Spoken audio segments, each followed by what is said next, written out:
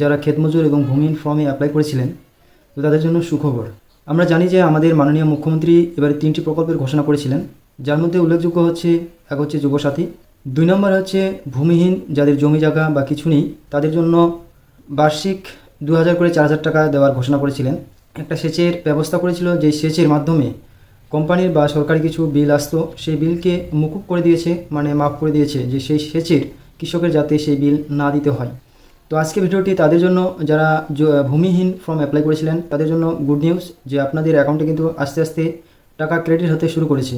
তো আপনাদের যাদের ফর্ম জমা করেছিলেন আপনাদের বিডিও অফিসে, সেখানে যে কাজ করেছে সেটা আপনারা কীভাবে চেক করবেন অবশ্যই আমাকে কমেন্টে বলতে পারেন, তাহলে আমি বলে দেবো যে আপনি কীভাবে চেক করবেন। এবং যদি কারো সমস্যা হয় তাহলে অবশ্যই আমি হেল্প করার জন্য প্রস্তুত আছি, এবং আমাকে আপনার তথ্য পাঠিয়ে দিলে আমি সেটি চেক করে দেবো।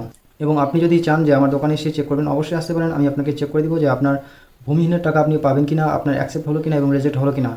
আজকে এই শর্ট ভিডিওটি আপনাদের জন্য যারা ভূমিহীন ফর্ম জমা করেছিলেন, তো আস্তে আস্তে কিন্তু টাকা হতে শুরু করেছে আপনাদের অ্যাকাউন্টে। তো যারা চেক করেনি অবশ্যই আপনাদের অ্যাকাউন্ট চেক করবেন, কারণ যুবসাথীর টাকা এবং ভূমিহীন টাকা একসাথে ছাড়া হচ্ছে অ্যাকাউন্টে। তো সবারই কিন্তু আস্তে আস্তে টাকা ঢোকার প্রসেস কিন্তু শুরু হয়ে গেছে।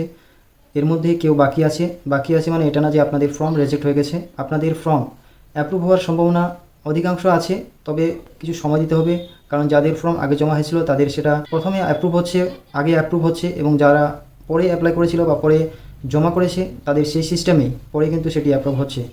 তো আশা করি ভিডিওটি আপনাদের জন্য খুব হেল্পফুল হলো। তো আশা করি যারা এই ভিডিওটি দেখলেন তাদের উদ্দেশ্য বলবো যে যারা নতুন ভিউয়ার্স আছেন অবশ্যই ফলো করবেন, এবং যারা ফলো করে রেখেছেন শেয়ার করতে বলবেন না। ধন্যবাদ। আর এরকম কিন্তু ইনফরমেটিভ আমি প্রতিনিয়ত দিয়ে থাকি, যারা জানে না তো অবশ্যই কিন্তু পাশে থাকার জন্য ফলো করতে ভুলবেন না।